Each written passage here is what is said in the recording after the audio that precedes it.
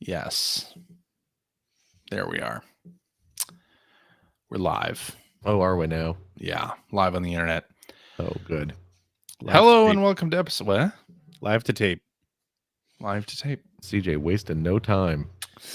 Hello and welcome to episode number 890 of the Player One podcast for Tuesday, December 12th, 2023. I'm your host, Chris Johnston, and with me as always from Canada, Mr. Greg Seward. Yellow. How's it going there, sir? That's going not bad. How's it going with you? It's going just great. Just peachy. Thanks for asking. Just from the Game Awards, and boy, are my arms tired. Had to do it, right? Hey, also joining me from the great state of Washington, Mr. Phil Theobald. Hi. Hi there. How's it going? It's going great. How are you? I'm, couldn't be better today. Really? Couldn't be better. Couldn't be better. Not possible. That's not possible. Whoa. Do you know why? Statement. What's that? No, why? Well, because I'm here with you two. Aww. That's right. Thanks. I see Greg is all set for the Christmas season with his plain Christmas tree. Yeah, huh? You got the unflavored variety this year. Yep. No lights, Plain. no ornaments, but plenty green. Yes. And I see our dear friend CJ has found a home for, I'm assuming, amiibos. Yeah. You got on your wall behind you, you have a big shelf hanging up with what appears to be a bunch of amiibos on display. And you'd be correct. That is indeed amiibos. Very nice. My entire amiibo collection. Is the plural of amiibos amiibos, or is it just It's amiibo? just amiibo? The plural is amiibo. Right? Amiibo is singular and plural. Singular and plural. Okay. Yeah. Okay. So you do not have a shelf of amiibos. I have a shelf of amiibo. You do, however, have a shelf of amiibo. My entire amiibo collection. Yes. Oh, that's the whole thing? That's the whole thing. That's very all. nice. Yeah. But now there's no room for that Amano print back there. Don't worry, I have a plan for that. That plan is leaning up against the wall. That's exactly the plan. It's until such time as he moves to a new place. No, with a whole new wall for it to lean up against, or until he dies. Nah. I get it. Don't worry. That Amano print will be up at some point. He could fit it on that wall back there. Just hang it sideways. I may do that. Yeah. That's pop art nowadays. Do the vertical orientation. That's what they do. That's what all the kids are doing. That's what they call tate mode for your Amano print. That's right. Yeah. I love Tate mode. It's Tate mode. Oh, is it? For rotate. No, it's not. Don't propagate that vicious I'm gonna propagate, baby. don't do it. Well, hey, we're here recording the podcast. Why don't we talk about some things that happened before the Game Awards before we jump into that whole deal? What do you think about that? You like that? What are we talking about? We're gonna talk about the things that happened last week before the Game Awards, and then we'll hop into the Game Awards stuff. Did things happen before the Game Awards? They did. Like amazing. What? Like the Grand Theft Auto 6 trailer. That was a good trailer. It was a great trailer. Only a minute and a half, but they packed in a lot of stuff. Apparently, Florida man suing Rockstar Games. Well, not suing, but he wants to talk with them, right? Yeah, so he can the guy who has the face tattoos. Is that the one you're talking about? Yes. Yeah. The Florida. Those are face tates for rotate. Because you have to rotate the. Yeah. You sure it's not a face taint? No, that's it. Hey, he might want to talk to you after that. What if he's a listener? You just insulted him. No. Or maybe he's interested to find out more about this face taint proposal you are. Yeah. It's like Reese's peanut butter cups. You got your peanut butter and my chocolate. Two great tastes that go great together. I don't understand it. Explain to it. Explain it again. Well, you see, one person would take their face. Okay. And the other person I'm there. has a taint. Which is where? Well, there's an area on the human body, and it can be found betwixt the anal cavity and the scrotes. And never the twain shall meet. I see. Neither this nor that. Okay. Anyway. Well, and I think Nolan North's playing the male protagonist, right? It sounded like Nolan North. People are speculating that Nolan North. But the trailer seemed to feature heavily on the female protagonist in the game, and that's cool. I like that. I'm actually kind of excited about this game. Oh yeah, I'm very excited about it. I love the Grand Theft Auto games. I'm not interested in Grand Theft Auto Online. So it's been since the last game that I've played a Grand Theft Auto. So I'm excited that we're going to be playing one again in over a year. 2025 is the release date. Yeah, but it looks great. It looks like a populated city. I was really impressed in general with how good the character models look, because that's not something you expect from a Grand Theft Auto game. Like their character models have never looked great. Right. But these ones look quite nice. So they look great. Yeah. And there's a lot of variety as well. Like they don't just look like the same body type with different heads attached and different textures. Like I'm excited. I think it's gonna be cool. Yeah, I'm excited as well. I hope it's fun. And of course, the trailer leaked early. Right. And it was supposed to be released on Tuesday. It leaked early, and Rockstar just pushed the button and released the trailer themselves, so that whoever was leaking it didn't get all the glory, which is, I think, a good idea. They were ready to hit that button, and they did. So, but it's got something like 139 million views now. No surprise. Already? Yeah. It's Grand Theft Auto. Pretty crazy stuff. Very exciting, though. And then we got the announcement of the next Gold Master series title from Digital Eclipse. Oh, yeah, your old buddy. That is called Llamasoft, the Jeff Minter story. This collection of classic games can't be bleat. You guys can put that on the box. That's for free. Wow. Mike Micah and usually get Frost, Chris Cole. You guys can have that one. Can have that one. Yeah. Yeah. That's good. It's good. Of course I'm going to pick this up. I'm most excited about the Conix Multisystem game, because I saw that screenshot in EGM back in the day of that camels, like Attack of the Mutant Space Camels or whatever it was called, and was like, oh, this is 16-bit gaming. This is great. This is next gen. And I'm curious to play it. Apparently it was only ever a prototype. It was never actually released. So was the Conix Multisystem ever released? No. So couldn't that be said of any Conix Multisystem? But I am very excited about finally playing this console, this game for a console that never came out.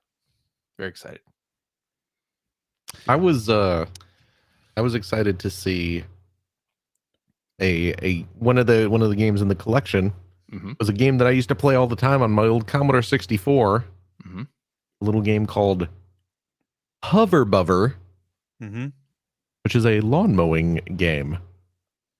Oh, nice. And it was just some, I had a bootleg copy of it on my C64 and loved it.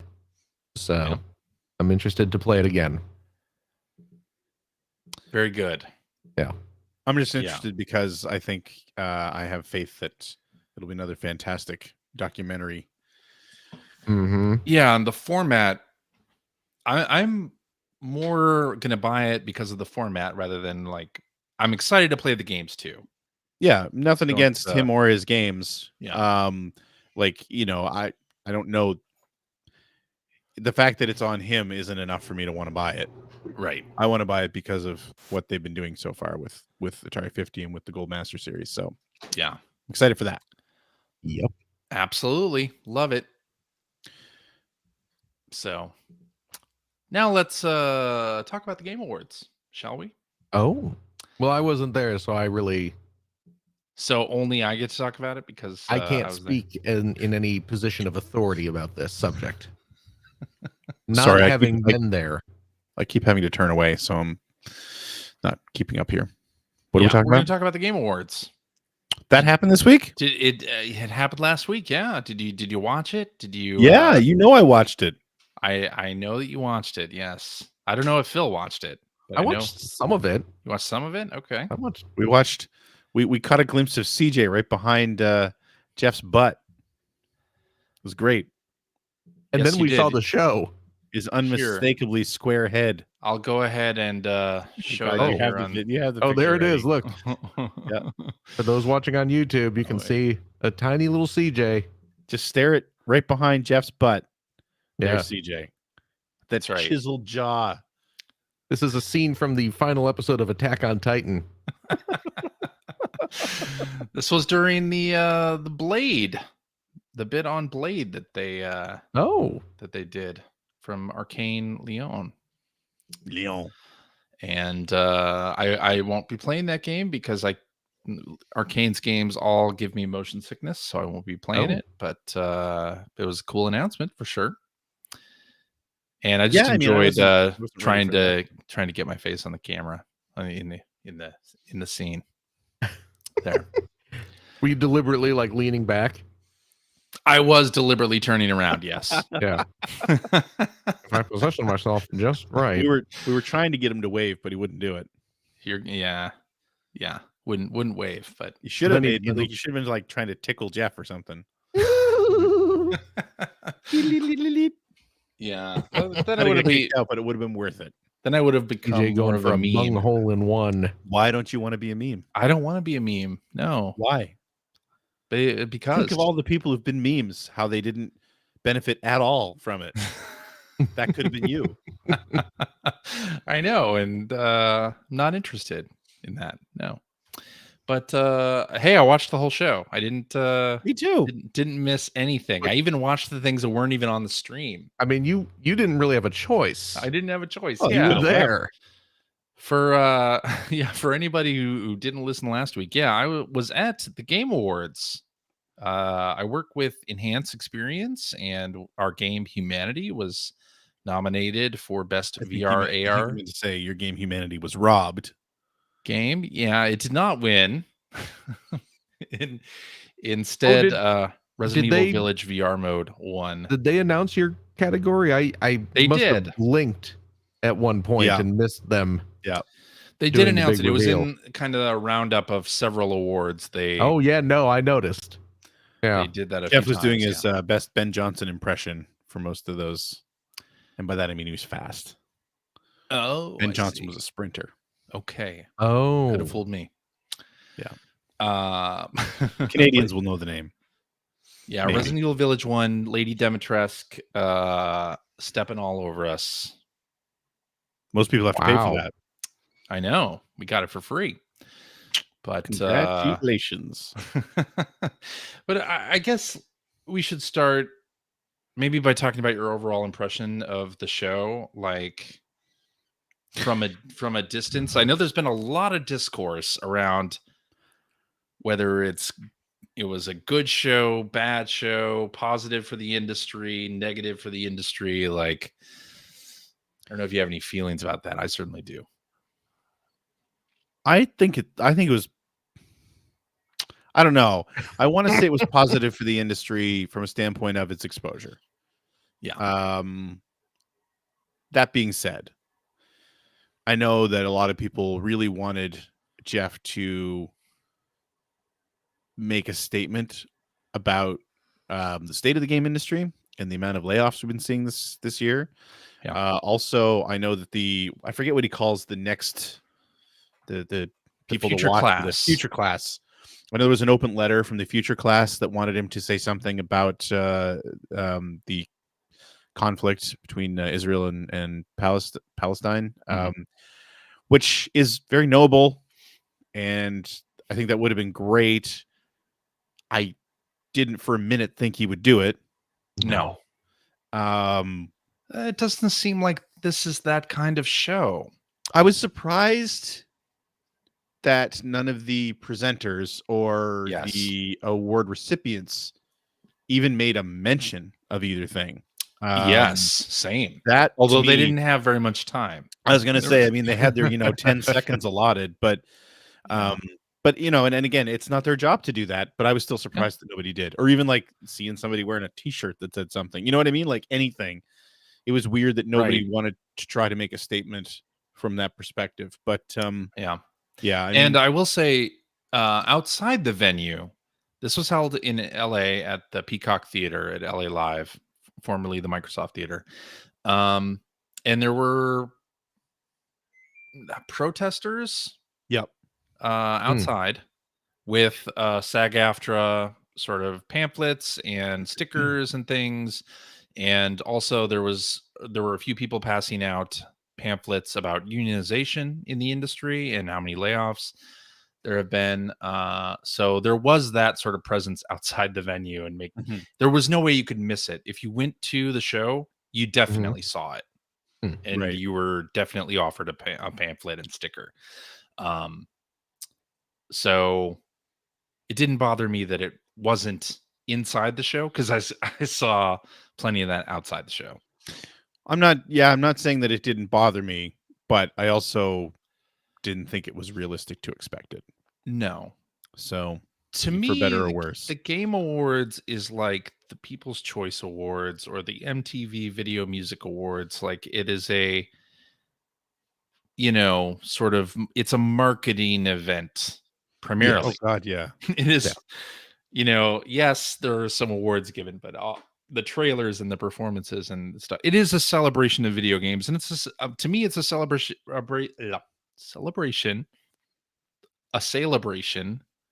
That's better. Of everything that we love about video games. And to me, that's getting excited about future games and enjoying the year's best games in fun ways, like the musical numbers that they did for Alan Wake 2. That was surreal. Great, by the way. And to witness that live was absolutely fantastic. I mean, it is a celebration of games, but I say that it leans way further to the marketing side. Absolutely. Than anything else. And again, it always has, Absolutely. I mean, you can hate that, and a lot of people do, and that's a legitimate way to feel about it. I would love to see a more award-centric show, personally. Which does exist. It's the DICE Awards. No, I know, but I mean, as far as the Game Awards, like this, I would love to see it be more award-centric. Like, going back to what Phil was just saying, like, I don't know how many categories they had, but I mean, a bunch of them are relegated to the pre-show, and then a bunch of them are like groups of, I think, 3 or 4 awards, where Jeff's just standing there in front of the camera yelling out nominees and then winners. Yeah. Like, I mean, I get there's an element of that in most award shows at the Oscars. I haven't watched the Oscars in like 10 years, but yeah. But there's an element to that everywhere. But still, like, if you look at the Oscars, it's still about the awards. It's not about trailers for movies that are coming out in the next 6 months or 2 years. Well, the commercials during the Oscars are about that, right? And I realize that this is a much smaller production, and he has to pay for it somehow. Absolutely. But again, it met my expectations. That it was exactly what I expected it to be. There's just this odd kind of disconnect, because it seems like Jeff kind of wants to have his cake and eat it too. Well, exactly. With these, because he wants the Game Awards to have that kind of prestige of the Oscars. He wants it to be Oscars, yeah.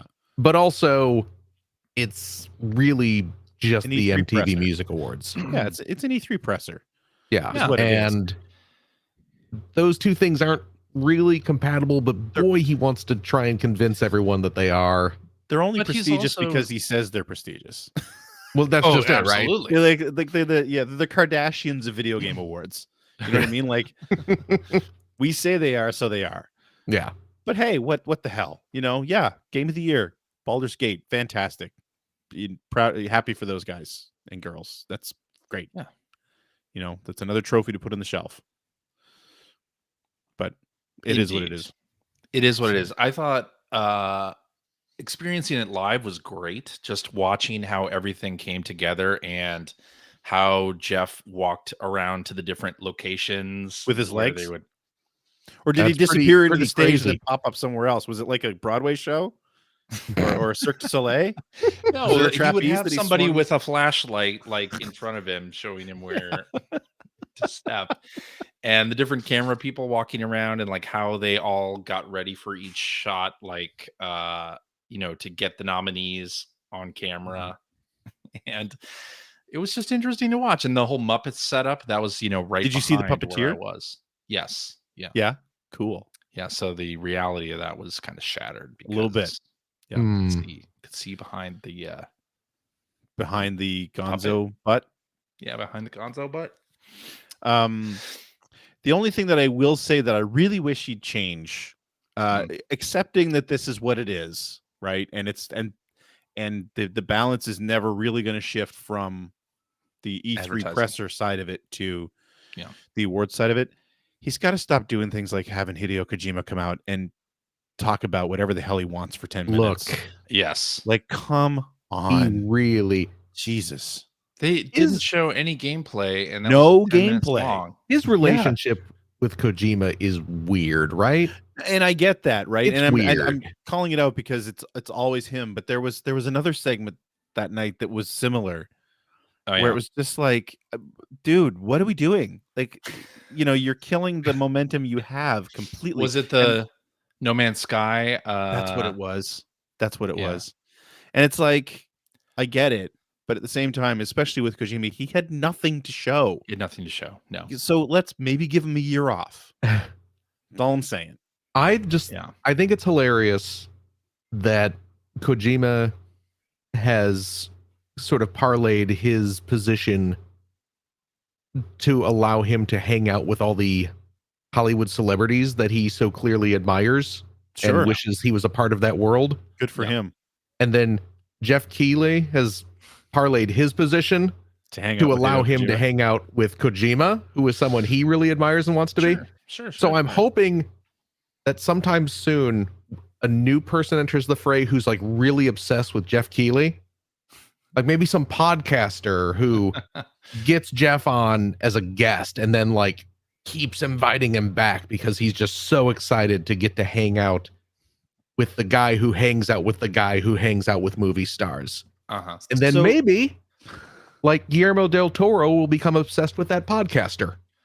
And it'll turn into a big an Ouroboros circle jerk. A literal circle jerk.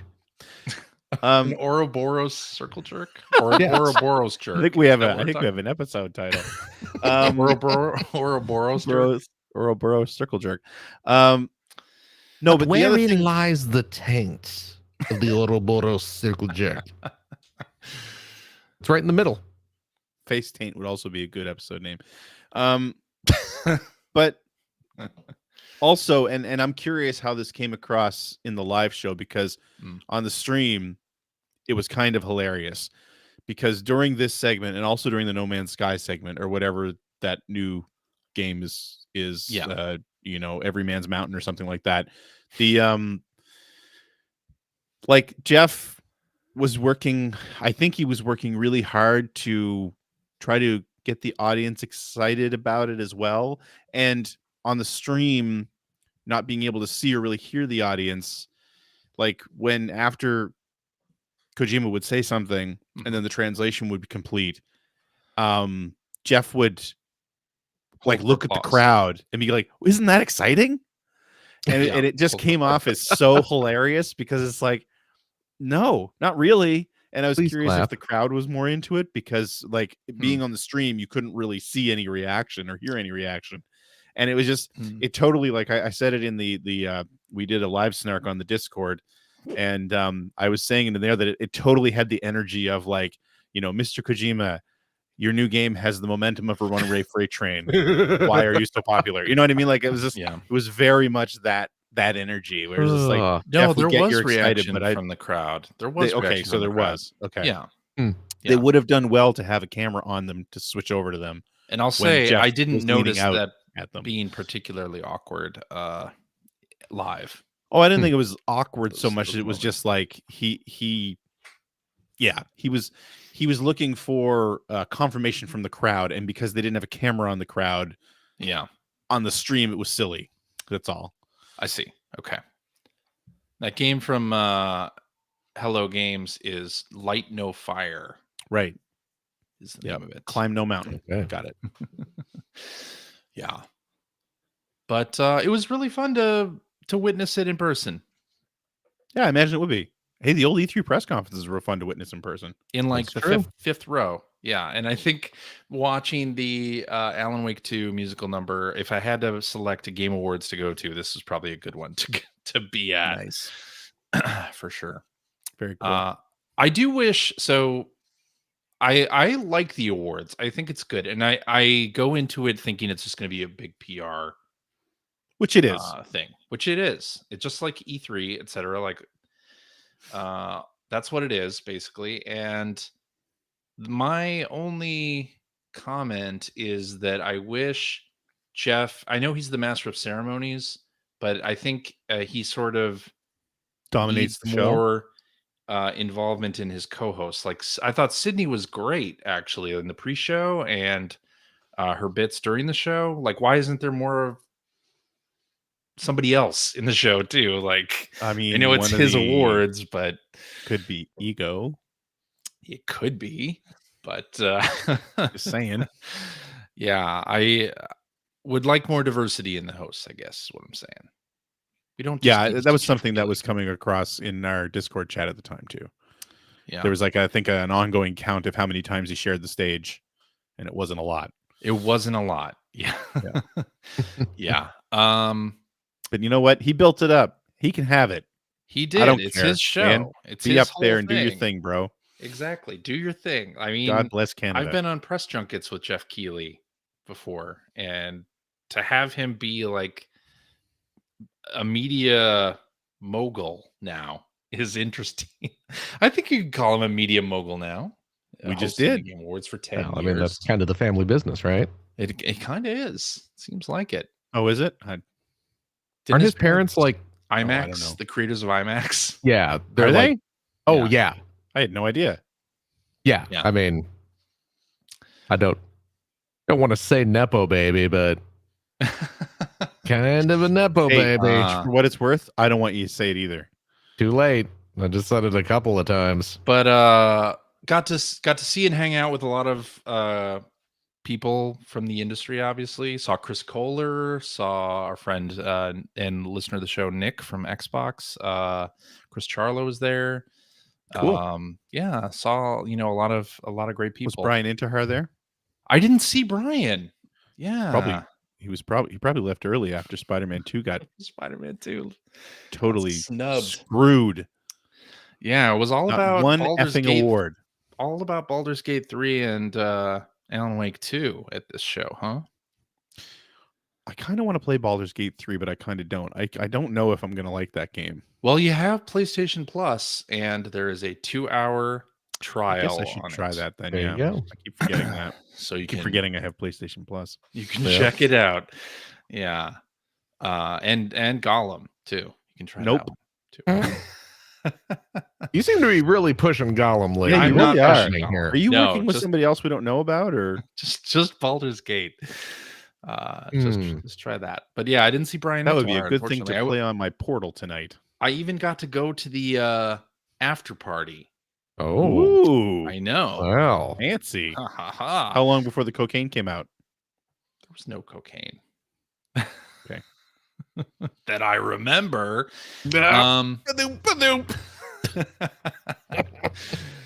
But saw Todd Howard a couple of times. Oh yeah, Todd Howard. Yeah. Took me a minute to remember who Todd Howard is. Bethesda Game Studios. Yep, I get it. Yeah. But I was Starfield, really no nominations. I don't know if you saw the extra teaser they did for the Fallout TV series. It wasn't anything extra. It was basically like a cut down version of the teaser that they already released. Oh, really? Yeah. Although that does look sweet. Good. I'm more Fallout, more Fallout TV show, and then they showed like just a cut down version of what they already had showed. Yeah. Oh. But hey, I got to be in the same room with Walton Goggins, and that you can't beat that. Nice. That was good. Yeah. Did you go and ask him how y'all doing?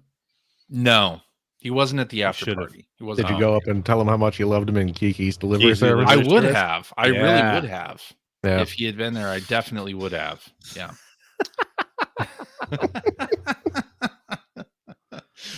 Well, anyway, let's get to the big news from the Game Awards. The Skull and Bones release date? February 16th. Are you ready? No. Mark it on I the will calendar. be shocked if it makes that date. It's going to make that date. I mean, it has to, right? Does it have to make that date? I thought it just had to come out. Oh, it has to come out. Yeah, I don't know. They've never set a date before. How long has that been in development now? 10 years? Over 10 years. Over 10 years. Over 10 years. I'll bet you it does not meet expectations. And I love that they were like doing another beta this upcoming week. It's like how many they've done a ton of betas. They need to pick a different letter. That game has been in beta for like 5 years. I played it at E3 2018 at the Ubisoft booth. No. That's how old that's how long this game's been around. But yeah, February 16th. I don't know. I'm not very excited about it. But no, I'm really talking about the Sega trailer. Yeah, you are. They showed off yes. 5 remakes at once. So while we were watching this, when the pre-show started, I had to go pick. I forget which kid it was. I had to go pick one of my kids up from somewhere, and it happens so frequently I don't remember anymore. So I couldn't watch, but I wanted to see, I wanted to make sure I was seeing the trailers and stuff like that. Yeah. So I got back probably about 15 minutes later and started to watch. And so I'm in a channel in our Discord with people who are watching it live.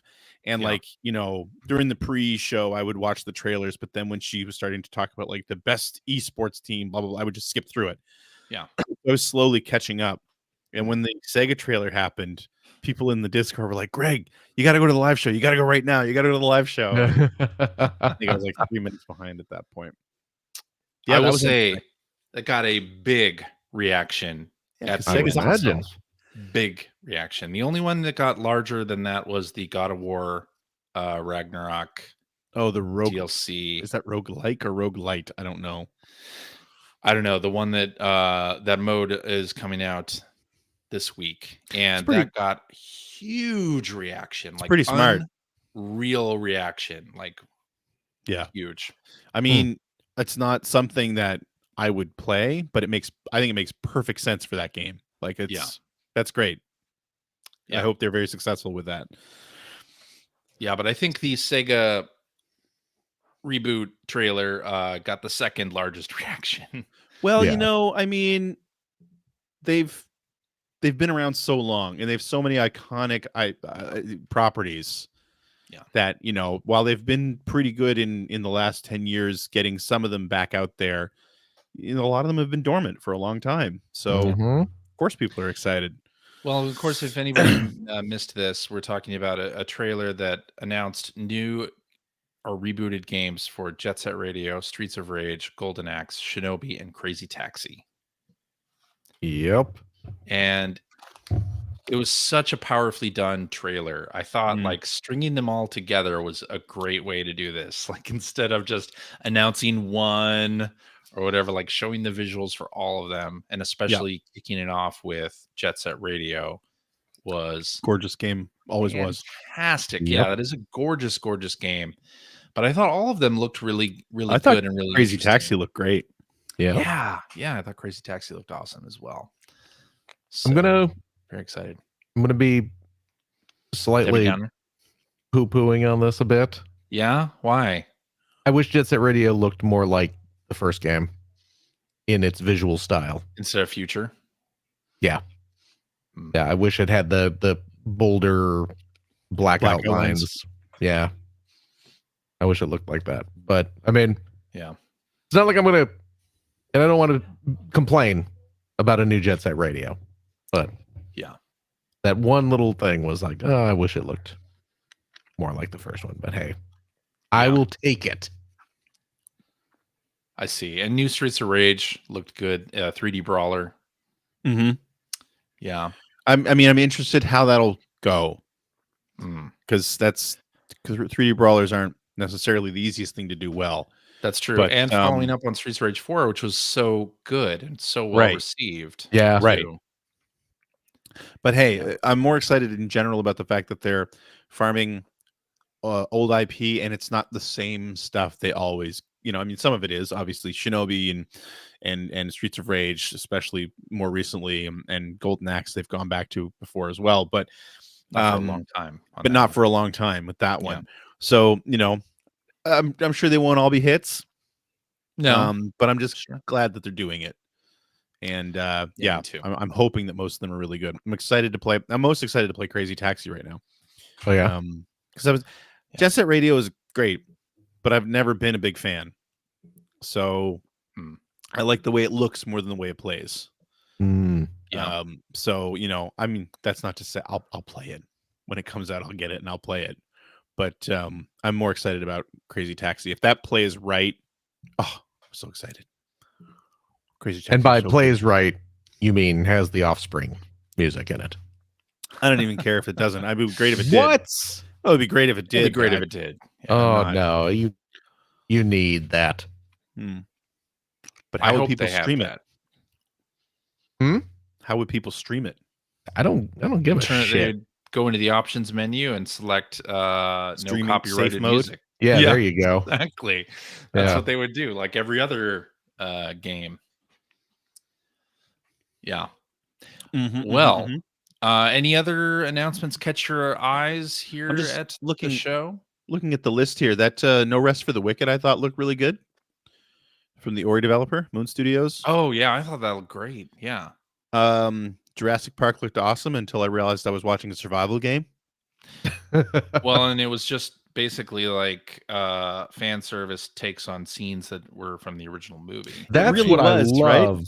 Yeah. I thought that was fine, but I wanted to see something, I don't know. I love that the main character just happened to run into the exact same kitchen and drop the exact same utensil on the floor. Right? Yeah. What an incredible coincidence. What an incredible winky dink. It's like in that Ghostbusters game that came out years ago. And it was like, oh no, this is a sequel. This is like Ghostbusters 3. But you have to go back to the hotel from the first game, and it turns out Slimer's there. Just like from the first movie, but this is absolutely a sequel. Right. Yeah. What about the new game from Motion Twin, the Dead Cells team? What was that called? I don't know if I saw this. It's a 3D cooperative action game, and it looked great. I thought it looked great. Yeah. I don't remember the name though. I thought Suicide Squad looked even worse than the last time I saw it. Just saying. I thought the new Rise of the Ronin trailer looked great. Windblown is the name of it. Windblown is a high-speed roguelite coming in. I remember seeing that now. Yeah. Early access in 2024. Oh, I didn't see this. Yeah. But I love me some Dead Cells. Yeah. Also really excited that the team behind Thumper is bringing out a new game. Yeah, Thrasher. I thought that looked great. Yep. It looks like it's the same art style as Thumper. Yes. So, I loved Thumper. So, I don't even care what it's like because I hope it doesn't play exactly the same, obviously, and it doesn't look like it does. So, yeah. But yeah, I thought, there was that trailer for the new Dragon Ball Tenkaichi Budokai game, but that got a huge reaction from the crowd as well. Just like everybody loved that. And the anime fan in me from the late 90s, early 2000s, like I just enjoyed that, like, we're at a point now where a Dragon Ball game can come out and get like a huge amount of applause, even though I don't like Dragon Ball Z. But the fact that you see that kind of energy around some of those properties that that I don't think some of us only saw in EGM's International Outlook section. Remember back like it's 20 great. years ago, it was such a big deal that when a Dragon Ball game was going to come out because so few of them Yeah. ever did. Oh yeah. I just remember because when they announced what was that RPG for Game Boy Advance, I think The Legacy of Goku. Legacy of Goku. That was That was so a huge hyped deal. up. Yeah, Yeah. like such a big deal. Yeah. Yeah, I don't think I've ever seen a full episode of any Dragon Ball Oh really? series. But the fact that a game like a Dragon Ball game can come out and Oh, get for sure. huge applause is just it warms my heart. Mhm. Yeah. But we also saw a lot of like Hoyoverse games and a lot of sort of They won an award.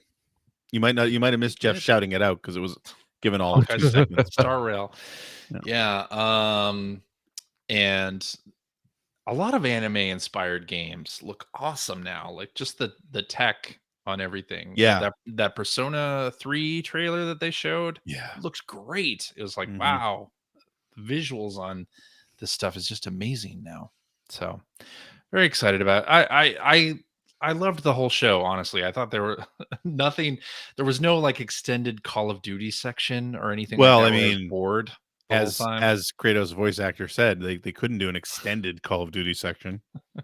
because the campaign is so That was short. so funny. That was so That hilarious. was the line of the show. That was a great line. All right, well let's move into what you've been playing. How about we do that? You're the And boss. we will start with Phil. Oh my goodness. What do you got for us, Phil? Wait, no, I'm just going to say this real quick. I don't know if this Windblown game is for me. Yeah, I'm watching the trailer. Well, I did watch Multiplayer. the trailer while you were talking. Yeah. And again, I love Dead Cells, and it looks like this game is going to be good, but Yeah. just doesn't look like the multiplayer focus. And Yeah. it looks kind of like Hades. Just There were a from lot of games that looked like Hades. I know, in the right? Game Awards. I think that's going to be a thing, right? Yeah, it just looks like Ooh. multiplayer Hades. Yeah. With cartoon animals. Yeah. I mean, it looks really nice. The little animated segments that comprise the bulk of the trailer are Look very great. nicely animated, but Yeah. it's probably going to be good, but maybe not for me. Okay. But hey, I got a whole lot of Dead Cells, so I can't complain. You did. Yeah. And You know what? They're still supporting that game, right?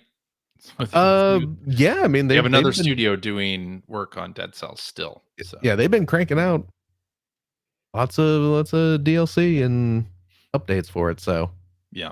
I have nothing to complain about. Mhm.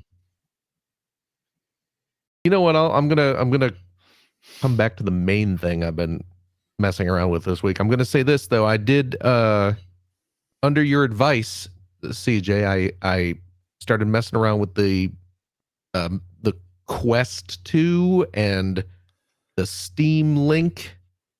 Yeah. Oh, cool. The Steam Thing. Link app. I knew Yeah. I saw that case sitting behind you there. Yes, there's my Yeah. little case Quest 2 right- case. right there. You can see one of my little Quest controllers. There you go. They both are right there. Yeah. I haven't gotten it to work yet. You haven't? I Oh, well, you no. know what? I got them linked, Yeah. and then I don't have. I only have a couple VR Steam games. One of which is the Desert Bus VR, Oh, okay. Yeah, yeah. and I linked it up. I got the VR thing linked to my Steam, Yeah. and I tried bringing up Desert Bus, Yeah. and it crashed on me. Okay. And then But you were able to get into the Steam home VR home yes. environment? Okay. Yes. And then it put me in a big room with a big TV with the Steam logo on it, and I could bring up these little drawing tools and I could draw in 3D space. Oh, okay. And I don't know if that's like some just default. Yes, it's a default thing. That's just the default room environment. Yes. Okay. So yeah, I need to. If you don't already have it downloaded, you can download the Labs. Yeah. That is like Valve did basically a sort of showcase game to show off the Vive hardware. Okay. I believe it's free on Steam, but it's got a couple of really fun mini games in there. Okay. That's worth checking out.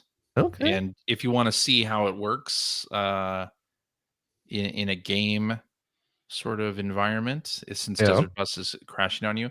Yeah, I mean the thing about Steam Link is that they just put it out, and it's gonna vary from game to game because a lot of games on Steam use the Oculus runtime for VR, and so they may have trouble running in Steam VR via Steam Link. So we'll see. Yeah. We'll see what I can do. I also while I was in the VR, I picked up a roller coaster simulator called Epic Roller Coasters, which is on the Quest as well.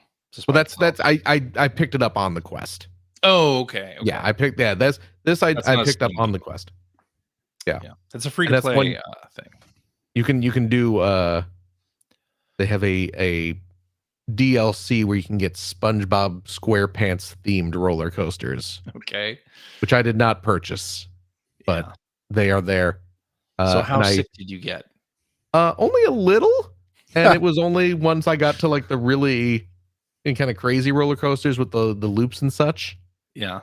So, I will say the game does have they really kind of go out of their way to make things more comfortable for you. Like there's like kind of a tutorial setup mode where they'll put kind of like blinders on you to sort of restrict your field of vision. And when you go through the tutorial, they kind of take you on a test run of these multiple coasters of increased intensity. Yeah. And each time they're like, okay, now how did that one make you feel? A little sick? Are you okay? I appreciate that. Yeah. Did this okay, you're okay. Let's go to the next one. We'll see how you're doing then. Yeah. So that was kind of cute. I also picked up on the Quest, and I only tried it for just a couple minutes because I need to clear out some space so I have more room to maneuver. My room here is a little cramped. Well, a little full of a Christmas tree at the moment. So I have less maneuverability. Greg knows what I'm talking about. Yeah. But I picked up. They came out with a Wallace and Gromit VR game. Yeah. Which I love me some Wallace and Gromit. I love me some the works of Aardman Studios. Mm-hmm. So yeah, I just tried out the very beginning part, and you are your character. You are a robot that has been built by Wallace, noted inventor. Yeah, and you end up going. You go on some grand adventure, certainly, but I was just kind of starting out, getting used to the controls and stuff. But you're in Wallace and Gromit's house, and it's very charming. Yeah. So I'm looking forward to playing more of that. Nice. Okay. But big event of this week, and what I have played the most of is the hot new Fortnite mode. But there are multiple Fortnite modes that came out this week. I've only tried one of them so far. There are multiple. And that, of course, was the Lego Fortnite. Which Lego Fortnite. Boy, it's bonkers. I don't play a whole lot of Fortnite. You know this. I do. Everyone knows this. Mm-hmm. But I booted up because I knew Fortnite, the Lego Fortnite was coming out, and the day before I booted it up just to make sure everything was updated. All updated. Yes. Yeah. And I brought up the the launcher. Sorry. I'm just seeing Nameva's comment in the chat. It's funny how each of the new Fortnite editions seems targeted to each of the hosts. And that is, you got the Lego mode, you got the music rhythm mode, and you got the racing mode. Yeah, exactly. Which is a little on the nose. So it just shows how important the Player One podcast actually is. Clearly, Epic follows the tastemakers that are the host of the Player One podcast. I was amused when I loaded up Fortnite, having not loaded it up in a while, to discover that it's apparently turned into Roblox. We talked about this last week. Did we talk about this last week? Yeah, you kept saying it. We did. Yeah. It's weird. It's not a new thing though. Like it's new weird that it's right in the launcher. But that stuff has always not always been there, but been there over the last 2 years at least that I've been playing the game, because they've had, custom lobbies and custom worlds that you could go just to looks like Roblox.com now, which is bizarre. It does. You're right. You're absolutely right. And that's what they're trying to do here. They're trying to put games within Fortnite that will have the kind of cachet and bring people in that a Roblox might have with some of their games. It is crazy to me, but hey, more power to them. Yeah, I mean, they have the Unreal Engine for Fortnite on PC that you can like make stuff for Fortnite in that using Unreal. And I mean, they are kind of pushing this. And this week, the launch of these 3 games, Lego Fortnite, Fortnite Festival, and Rocket Racing, is kind of the 1.0 of all of this idea of they want to make Fortnite the destination, whether you're Roblox play Battle Royale or you're going to play one of these other modes. So I played some Lego Fortnite. Okay. And it's like, what if Minecraft was Fortnite and Lego and not as good as Minecraft? Yeah. So that seems correct. What if Minecraft was in third person and had Lego characters but wasn't quite as good? Wasn't as good. Yeah. And now I know.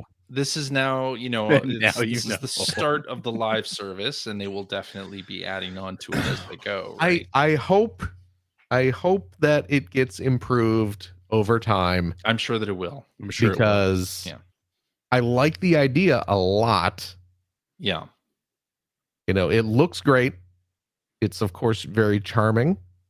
It does look I mean, it looks like Fortnite. It looks great. Of course it does. Too. Yeah. I love all the different skins, of course. Yeah. Now and again, I only have a couple of Fortnite skins because I don't play. Right. But I was a little disappointed, not surprised, but disappointed that there's no Lego RoboCop. Yeah. Or Lego Megatron. Yeah. But some of the Marvel and Star Wars stuff is in there. Yeah, all the Marvel Star Wars stuff's all has Lego equivalents. I don't own any of those, so whatevs. Yeah. I know the Turtles are coming. Yes, that's imminently. A poorly kept secret. If it is a secret. Yeah. I might spring for one of the turtle skins just for funsies. Yeah. But now, how far did you get in Lego Fortnite? Because I've been playing this as well. And my town now is up to level 7 or 8. Okay. I'm my level 3 or 4.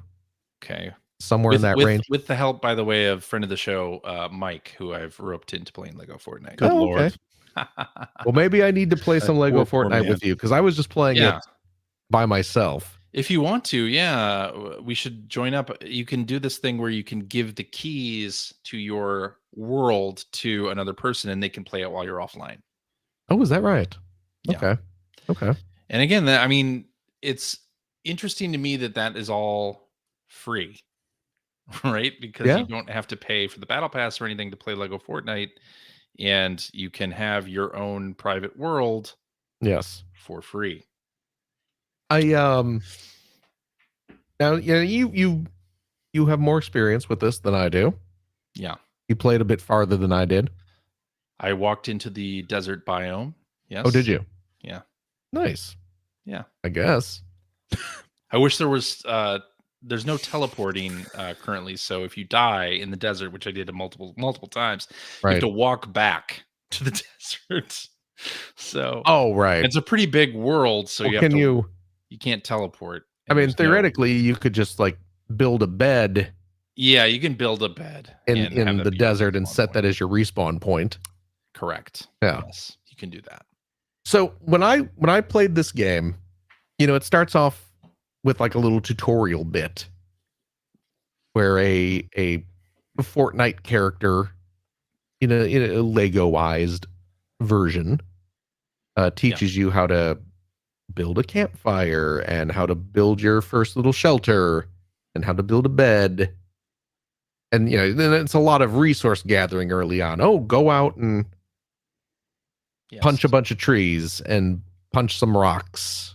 And then now you can build a crafting table so you can build an axe and that type of thing. Yep. So I wandered a little ways away from my camp area and it started telling me that I was getting too cold. Right. Which I thought was weird because I wasn't in like a snowy area. Uh-huh. It was still just like a nice green grassy area. Lego characters are cold-blooded. You probably didn't know that. Now you do. I guess that must be the case, right? See, in my game, I turned off hunger and temperature. Oh, so you were playing baby mode. Baby mode. That's right. Yeah, baby. Okay, maybe I need to switch to baby mode. Yeah. Because I was a little confused because I was like, I'm a few hundred yards away from my campground. Yeah. I'm not in like a snowy environment. Why am I suddenly freezing to death? Did you have a torch? Well, I had a torch, but I mean that shouldn't matter. I was in a nice green field. And I even built a campfire where I was. Yeah. And I was standing by the campfire and that wasn't. You were still too cold? Oh. I was still cold. I was still freezing. I'm next to a campfire. How does that work? And I had to quickly run back to my camp to not freeze to death. Yeah, I turned all that off. It was weird. Like I wasn't sure if I was doing something wrong, if I just didn't understand something, or if the game is just a little of all of it. Know. Yeah. I don't know. So, but I'm enjoying Lego Fortnite overall. I hope I'm kind of fun with it. I hope it improves because there's definitely a lot of promise. Apparently, it's very popular. It sounds like a ton of people are playing it. Yeah. Which multi-millions of players have played it. Yeah. So hopefully they improve it because right now it's just like I would be shocked if they didn't improve it. Yeah. I think they're gonna. Right now it's just like, what if Minecraft wasn't that great? But it had Lego. They're gonna improve it. Yeah. And I love me some Lego. Yeah. I mean, it's a live service game. They'll definitely do some stuff and like Cyberpunk. Exactly. The hot winner of I kind of want to try playing that again now. That also has a trial on PS Plus. Ongoing game. I think I already did it, though. You own it?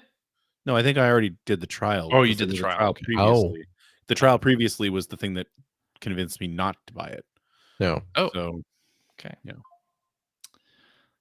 Yeah. I mean, then the other thing that's interesting about the 3 games that they have going in Fortnite is they all have daily and weekly missions to level up the battle pass. So Fortnite overall has a battle pass. You can level that up in Battle Royale, Zero Build, or really any of the player-made lobbies. You can get XP for that. But the Epic made stuff now has specific goals for you to do on a daily, weekly, milestone basis, etc., or for the season.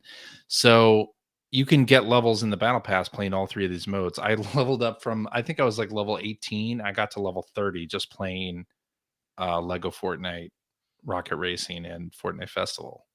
Well, there you go. Yeah. So I think a lot of people are going to be playing those modes. Oh, I'm sure. They're making it attractive for people to come back every single day and play. Right. So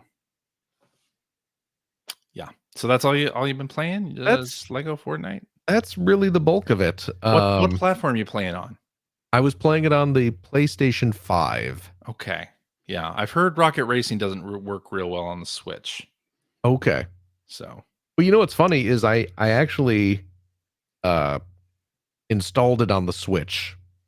Is I believe I mentioned this a few weeks ago. I bought that the Fortnite Transformers. Yes. Retail release, air quotes. The code in the box. You're just getting the code in the box. Yeah. And of course, I just wanted to have it because it's a Transformers thing. So I wanted it on my shelf. And I have a bunch of Switch games. So I got the Switch version. Yeah. And, you put in the code and you get the, it was a Bumblebee and Megatron skins. And a battle bus. And the battle bus. The robot battle bus. And of course, you unlock it on the Switch version, and it's on all your, it's on your Epic account. Yeah. But also you got, I think 1,000 V-Bucks. Yep. But it turns out the V-Bucks are not tethered to your Epic account; they're tethered to whatever system. That's right. So yes. Only the Switch. Is that right? Okay. Yeah. So like it's shared between like PS5 and PC. Yeah, it's shared. But if you get V-Bucks on the Switch, get V-Bucks on the Switch, you can only redeem them. Stuck on the Switch. Yeah. So I reinstalled the Switch version. Because I was like, well, I'm stuck using the V-Bucks there, so I'm gonna I guess wait until like the turtles show up and buy them on the Switch version. Not with 1,000 V-Bucks. Well, I'm gonna have to listen to this guy. Not with 1,000. You're gonna have to give Epic more money than that, my friend.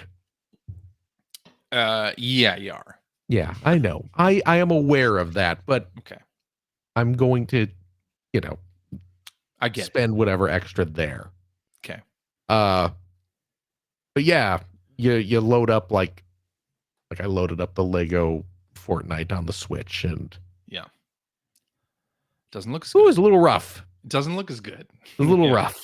Unreal Engine it's a nice multi-platform engine, but yes, on the original Switch, the OLED doesn't look great. Yeah, it's playable, but just doesn't look certainly great. On PS5 it looks amazing. Right, Unreal Engine on PS5. Yeah, no, PS5 version looks great. Yeah, yeah. My kid loaded it up on his PC. Yeah, like him and one of his buddies were playing the Lego Fortnite. Yeah, on the PC. So yeah. All right. Okay. It's there. I hope it gets better. It probably will. It probably will. Lego, I think, invested in Epic, so they have like monetary reason to. Well, I am. More, but also it's very polished. It's very polished and well done. Oh yeah, it's a game within a game, and more so than the game. I am just looking forward to when Lego starts producing all the little minifigures for it. Yes, which they're absolutely going to do some blind bag release of like, here's 30 different Fortnite characters that you can get, and they're going to make $1 zillion. Correct. So good on them. Yep, good on them. Alrighty, is that all you've been playing? What else do you want from me, man? Nothing. So I've been playing a bunch of Lego Fortnite as well. I don't love survival games. Luckily, I'm friends with Mike, who likes to base build and do all the stuff in survival games. So he can do that, and I can do the action part of it. So that's fun. Thank you, to our friend Mike for joining my world in Lego Fortnite and taking care of the base building part. I've been playing Rocket Racing, which is Psyonix, their contribution to the Fortnite as a platform kind of thing. And it's great. It's an arcade racer using sort of the Rocket League car design. And it's an arcade racer with sort of anti-gravity areas. You can jump, you can power slide, you gain nitro by power sliding, and it feels fast, feels fun. The first couple times you race, you're in bot lobbies, so you're winning a lot, just like regular Fortnite. They do the same kind of thing, and it's fun. The skins for the Rocket Racing section are crazy overpriced. Of course. Like they're selling a pack of like one car skin and a couple different like patterns for it is 4,000 V-bucks. It's $40. So a little overpriced, but it's good. It's a fun it's got like something like 30 tracks too. Like it's a pretty full featured game within a game, and they revealed that they are going to allow users to create their own tracks too at a certain point. So that'll be fun. So you'd say it's fun? It's enjoyable. I think you should try it, Greg, and just see how it fares in terms of arcade style racing. I'd love to get your perspective on it. I don't even know if I have Fortnite installed on anything. Well, it's free. So well, I know, but I should try it out. Download it. Yeah. And then I've been playing a bunch of Fortnite festivals. So this is the Harmonix contribution to Fortnite, and it is basically Rock Band within Fortnite. I saw you posting somewhere about this and figured, so we've lost CJ now for Dreads ever. Yeah, it's you pick what part you're gonna play, and it works very similarly to like Rock Band Unplugged for the PSP Vita. Was it the Vita or the PSP? Probably came out for both. I think that was PSP. It might have been the PSP for that one, but it works very similarly to that, where you're using controller buttons to play the notes in the note highway. So, left directional, right directional, square, and circle. And they add a fifth one if you play on expert, which I have not been doing. But it's basically Rock Band, and it's got a rotating selection of songs every day. I mean rotate. It's got a tateing selection of songs. It's got tate mode right in there. If I've learned anything from Phil, it's that you got to commit to the bit. You have committed to the bit, sir. Yep. Keep going. Oh, I will. But you can also, like Rock Band, you can buy tracks as well, and then you can. Oh, good! A chance to make more money. They're selling things in this game. I know, amazing. And each track in this is 500 V-bucks. Not for 1,000 V-bucks. And they have their Fortnite Festival has its own battle pass. Separate from anything else. So you can get instrument skins and music tracks in it by completing quests. So I, of course, immediately bought that. So, good. I mean, one of the tracks in there is Belle Biv DeVoe Poison. I have to own that track. So, yeah, it's in the battle pass for Fortnite Festival. And it's really fun. Yeah, I have played a couple times with the full band, and there are obviously a lot of people playing on the very easy mode and have no idea how to play Rock Band. What a bunch of losers. But when you get a good group in there, it can be really super fun. And they even like allow you to do emotes during the song. Like if you are doing the vocal part and there's a section where you're not singing, you can just stand there and do Fortnite emotes. It's fun. Greg, emote is short for electronic emotion. Gotcha.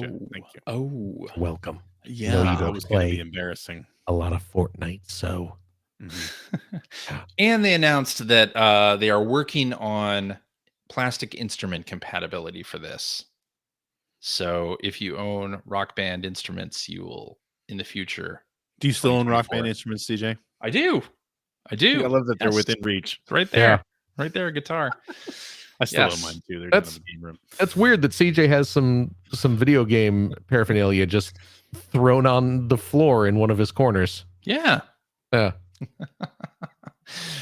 But yeah, I'm excited about it, and I'm excited to see what they do with it. So they started out with like something like 20 some tracks that rotate, and rotate. I'm sorry, and they will see how they add to it. So yeah, pretty excited about it.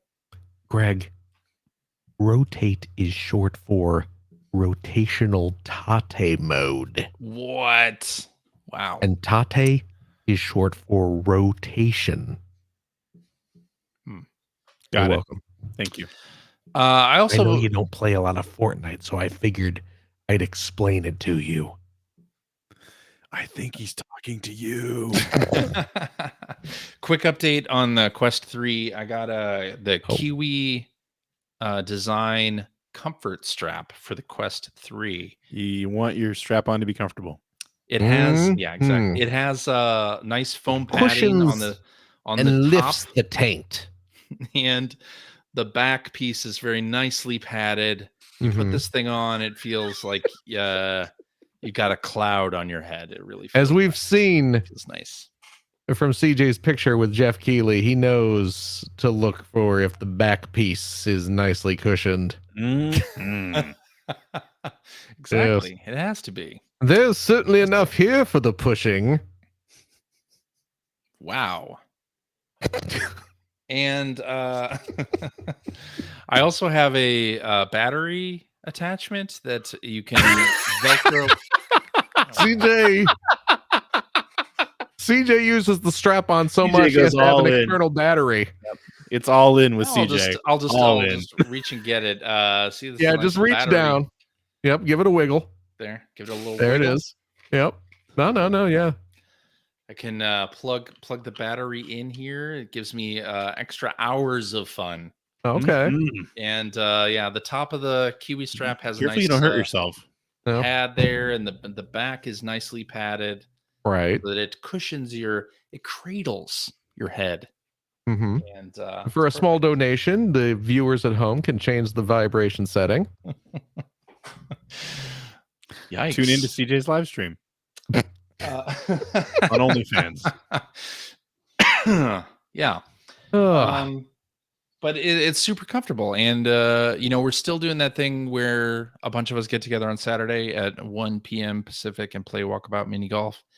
And we played the Meow Wolf course this past Saturday, which looks amazing. It's Meow Wolf is like a bunch of art installations, like really sort of trippy. Think Rainforest Cafe, but on some drugs. When I think of Rainforest Cafe, the first words that come into my mind are definitely artistic and trippy. A psychedelic Rainforest Cafe, yeah, with no food. But it was super fun, and without the cafe part.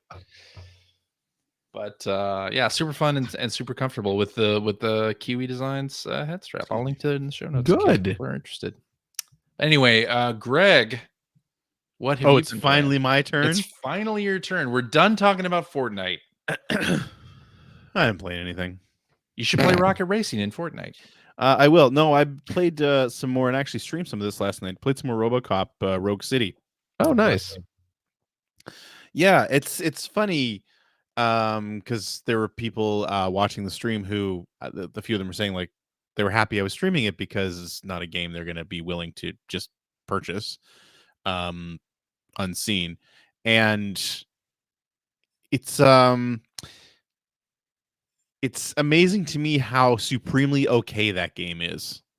You know what I mean? Like, I really don't mean that to sound negative. I don't. It's a box quote. I'm having a lot of fun with it, especially as a fan of the source material, obviously. because there's a lot of really nice nods to the movies or at least the first movie in the game, but it also like it's just at the edge of looking like an asset pack game. You know what I mean? Right. Although the scenes are really well rendered and everything too, like it looks good. It's got that really good grimy feel of old Detroit that you would expect from seeing the movie, right? Yeah. I saw my first SUX. Was it 6000? Is that what they were? I think so. Yeah. 6000. Saw my first SUX 6000. You know, driving around my little black Ford Escort cop car, and you know, even little things like you don't actually drive the car, but when you're going out as RoboCop to patrol a little bit, and also there's like specific crimes you're going out to check out.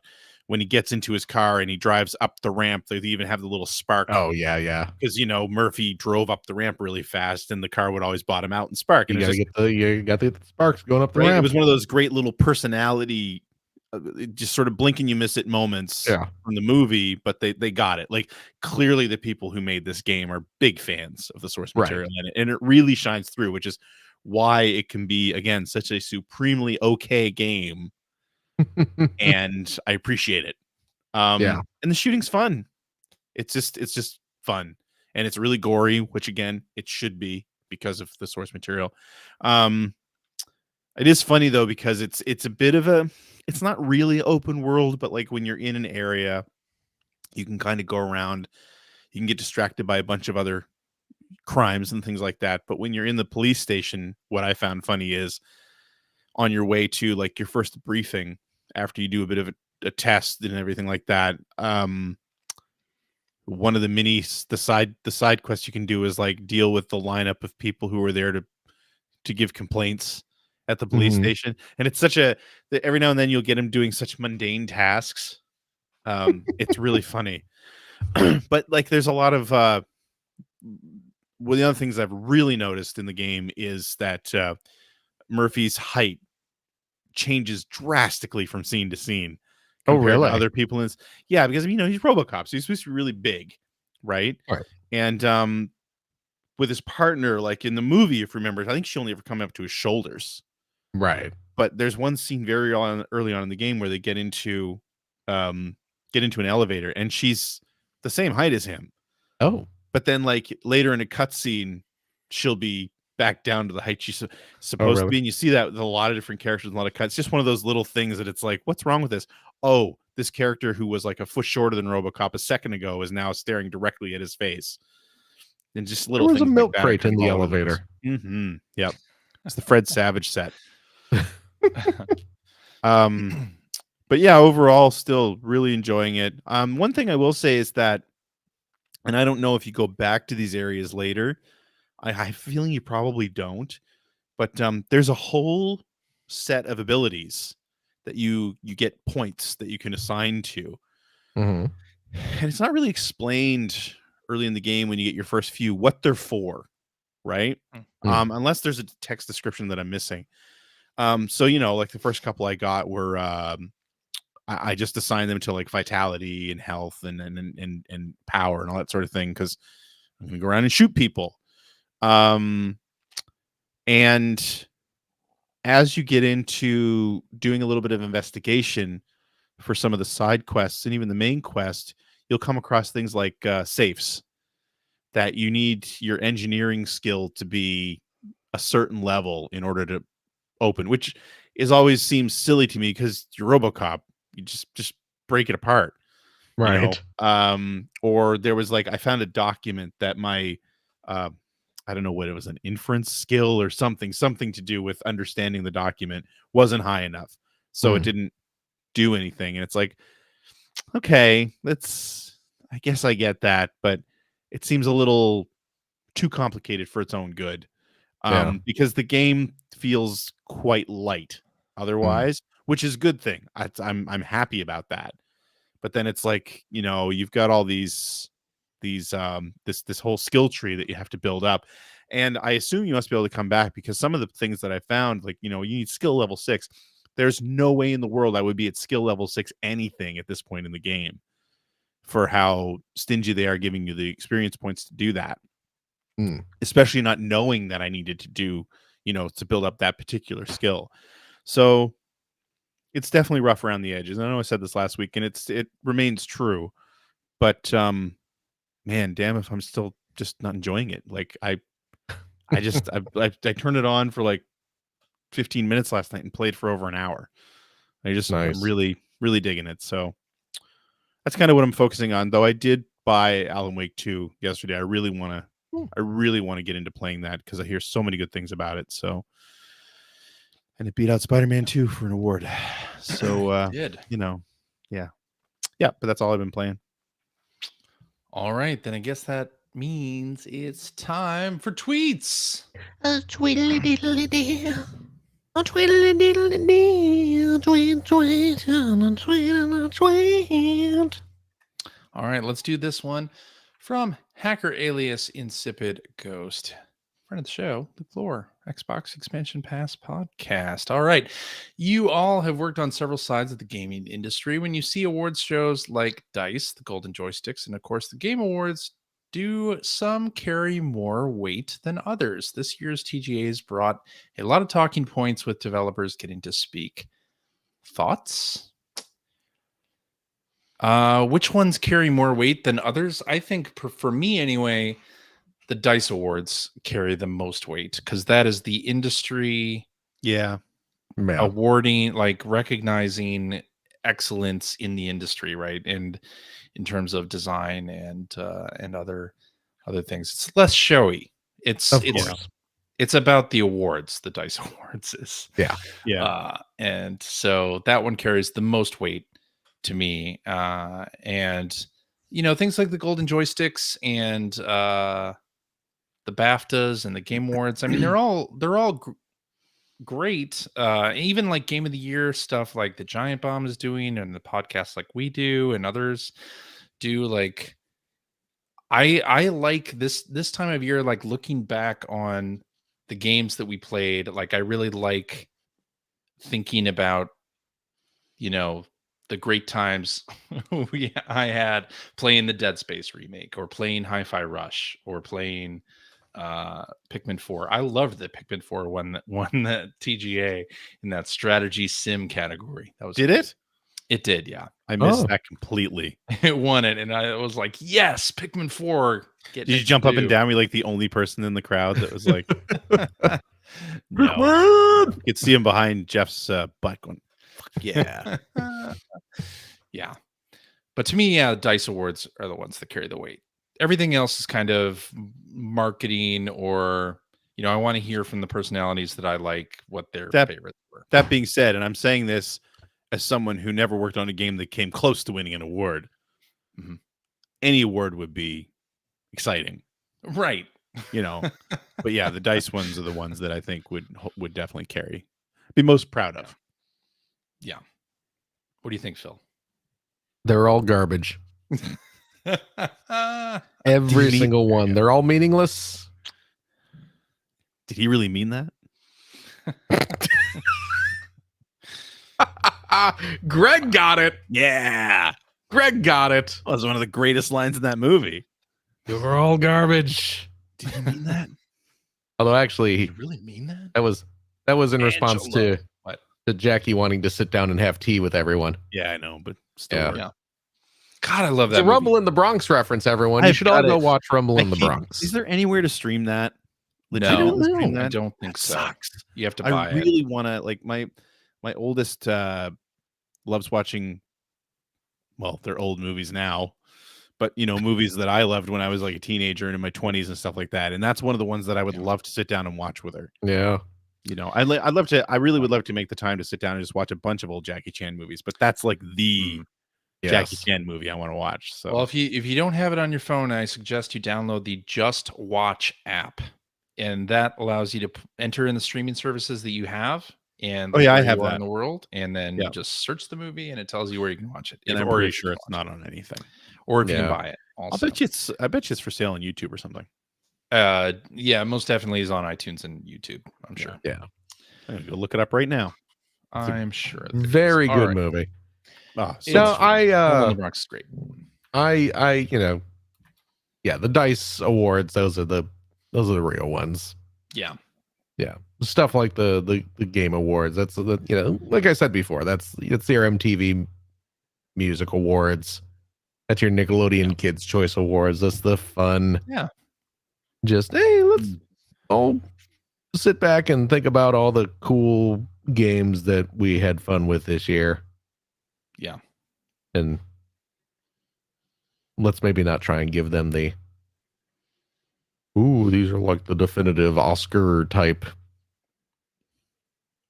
Get off it, Jeff.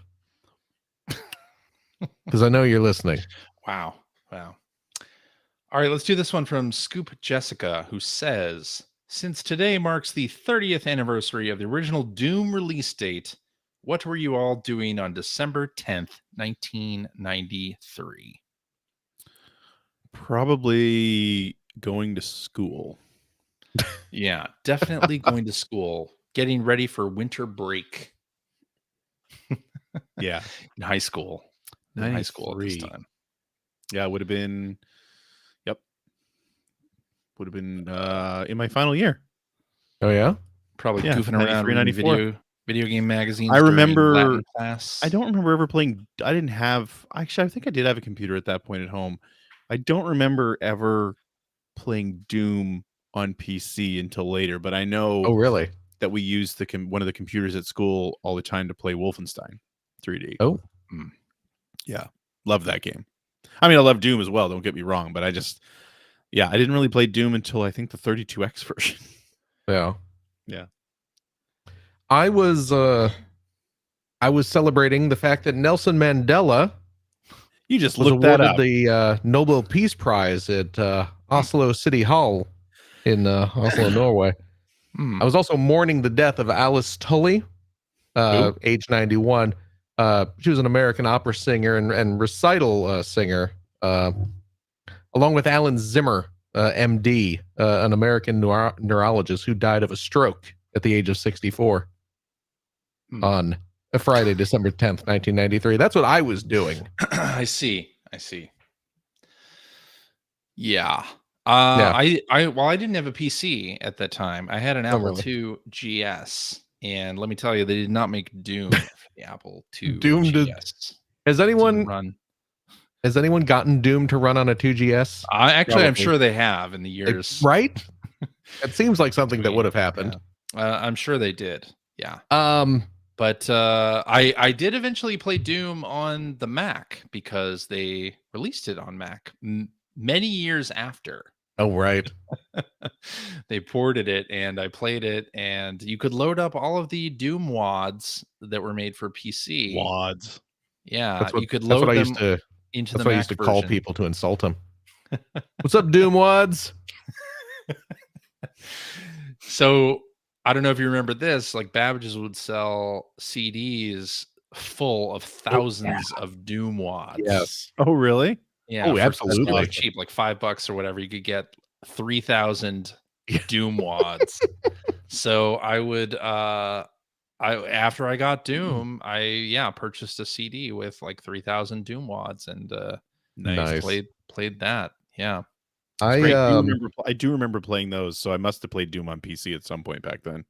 And you could play. There was a service on the Mac called Kagi that you could play online multiplayer in Doom. Oh, really? Doom 1 and 2. Yeah, so that was fun. I just had the shareware version of Doom when it was first released. Although I do distinctly remember a couple weeks after. My buddy Jim and I were hanging out at my house, and the local BBS that we frequented because we were very old, and this was a time where you could go to a BBS because there really was no internet at that point. Yeah. But the BBS that we were on had they had gotten a pirated version of Doom. And that's weird for that. I know, right? Yeah, imagine that. In the Elite Wares with a Z section. Surrounded by a bunch of porn ads. And we, no, really, no. Okay. This was a Who was local. it cracked by? This was, I don't remember who cracked it, but yeah, this was a local BBS. So, there were no ads. This was, you were literally just using your modem to call some other person's house, and you would connect to their computer and root through the wares section. So we downloaded the complete version of Doom, which of course probably took a couple hours back then to get the 120K or whatever. Yes. The file size was probably and low. Just as it was finishing downloading, we were like, oh good, we can start playing Doom in a couple minutes here. And I thought you said somebody hit the call waiting and you had to no, it was late at night. It was late at night, so okay, there was no danger of mom picking up the phone and interrupting my stuff your kids will never even comprehend. I know, right? But we saw it was about to finish downloading. We were like, oh good, this is great. And then we looked to see what time it was, and we saw it was probably like 12:20 a.m. Yeah. And then we said, oh, it's like 20 minutes after midnight. Happy New Year. Are you being served is on? Oh, never mind. No, it was New Local Year's PBS Eve. And station. instead of out partying, my buddy Jim and I were downloading bootleg oh hell yeah, copies of Doom. Well, yeah. I would still do that today. Yeah. The original Doom was 2.39 megabytes. Claims Mike W. A couple hours then. Couple hours. So yeah, that definitely would have been a couple hours to download. My goodness, technology. How does it work? Has progressed a bit since then. Yeah, but man, I loved the original Doom. Was so good, and I never bought. Great on the Mac. Did it really? Later, yeah. Oh, good. I never bought any of those Doom Wad collections, but I certainly sold plenty of them. Yeah, you get your Doom Wad CD and your 1,000 True Type fonts. Came with that on the same day. Oh yeah. If you were really lucky, it had some clip art on there. That's right. But the one Doom Wad, which again I had to have downloaded from a BBS back in the day, was the Aliens Total Conversion. Yep, I remember. A lot of the Doom Wads were just like replacing the sound effects. It's like, oh, now you can play Doom, but with Beavis and Butthead noises or Simpsons quotes. But the Aliens Total Conversion, like completely reconfigured the maps, replaced all the enemies with xenomorphs, and you had a big battle against the Alien Queen at the end, and it was great. Nice. Doom's a good game, man. It's a corridor shooter. Still is. Still loads of fun. I have since, I would like to reiterate, purchased Doom several times over. So I hope that makes up for the fact that I downloaded a bootleg version back in 1993. Whatever you, I'm sure it does. Pirate. Yeah. They got my money. Eventually. Many times over. Eventually.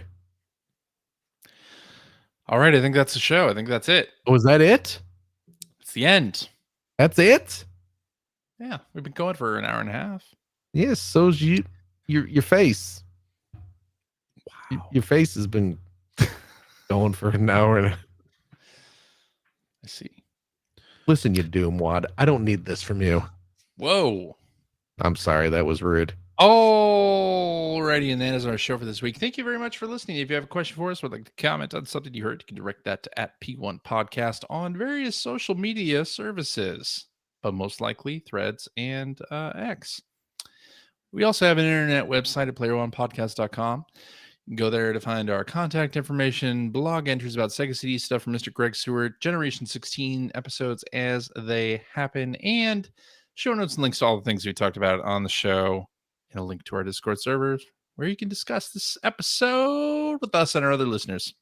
If you would like to subscribe to the Player One Podcast, you can do so by visiting player1podcast.com or by loading up your favorite podcast listening app. We're also on Spotify. You can like us on Facebook. You can watch the video archives of our show on the youtubes.com/P1 podcast, or you can watch us live most weeks on, the YouTubes, the Facebooks, the Twitch, televisions. Just follow one of our many social media accounts to find out when we are doing our next live show.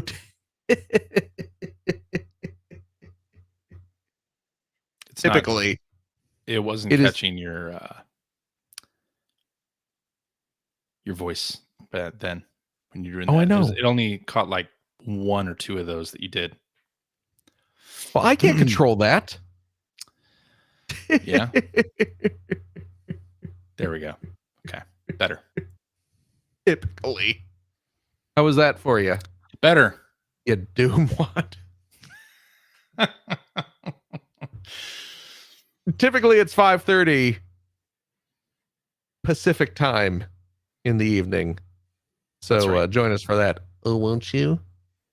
And I'll tell you what, if you like what you've heard, and how could you, head over to patreon.com/P1 podcast. Throw a few shekels our way.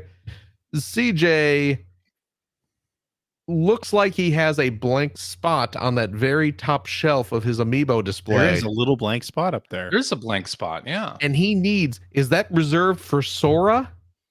No, that's not currently reserved for anything. CJ desperately needs one more amiibo to flesh out his display. I could probably I have, the Zelda amiibo, the Guardian amiibo that's larger, that really big one? And then Yeah. the Splatoon 3 Big Man is larger. Oh yeah, those up there, but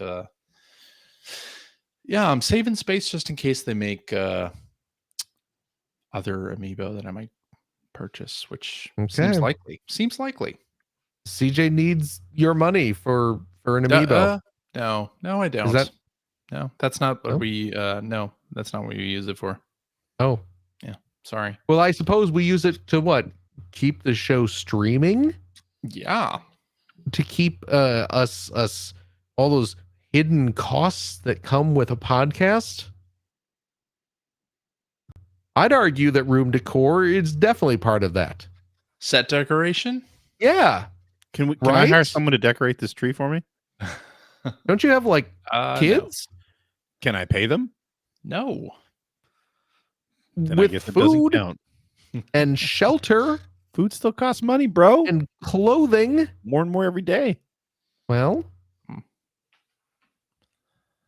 no, we use the Patreon funds for legitimate purposes.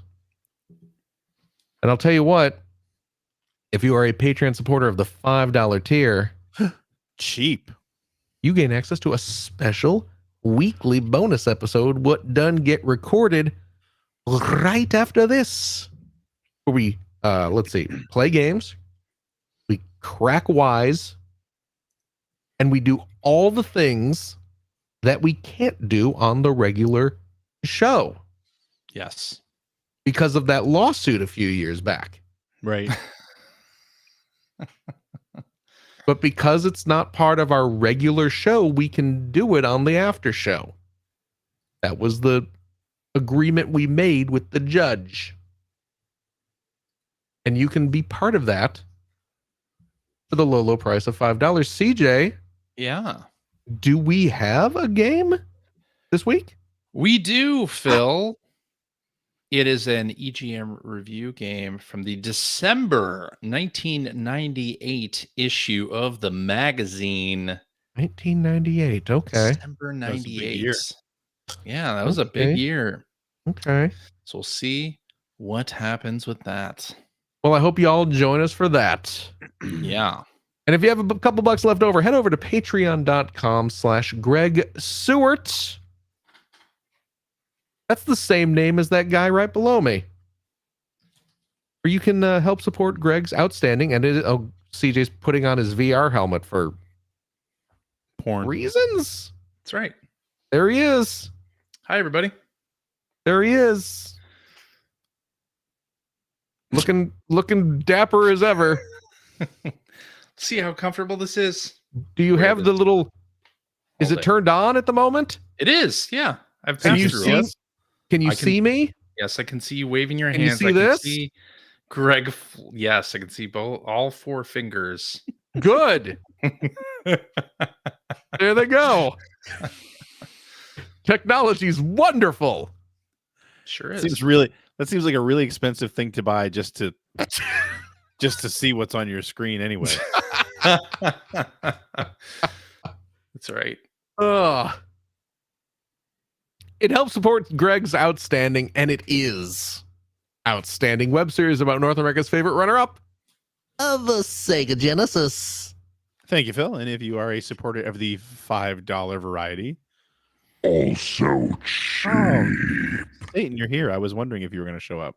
Of course. I wouldn't miss it for the world. I know you're busy around the holidays, so... Oh my gosh, I'm so busy shopping for birthday presents for the birthday boy. Yeah? Talk about your Doom wads. Getting him some... 2023 this year. 24? I know, right? He doesn't look a day over Who Gives Up. If you know what I mean. This got pretty blasphemous all of a sudden. Anyway. Oh, yeah. The devil's here. Oh, no, it's getting blasphemous. You get access to the mostly weekly commute series of vlog videos that I put up talking about what I'm working on, as well as what I think of Phil and CJ. He loves us. So you know. This most recent one, I was talking about the problem with retro video game YouTubers. Oh, right. I'm going to turn into a drama YouTuber. Not really. But please consider supporting the show. The Adobe Suite ain't free, so there he goes. Well, Greg, that sounds like a treat. It is. Is that it? That's it. Is this it? We're CJ. Done. Yeah. Thank you. Thank you, Phil. Obviously. Yeah. Gregory. Yo. Thank you as well. Thank you, Philip. And a big old holly jolly thank you to you, our wonderful, wonderful listeners. Every single darned one of you. As always, be kind to yourself. Take care of your loved one, your family, your friends. Be kind to each other. Especially during this most joyous time of year. Right? And we hope to see you all next week. Bye-bye. Bye-bye. Bye.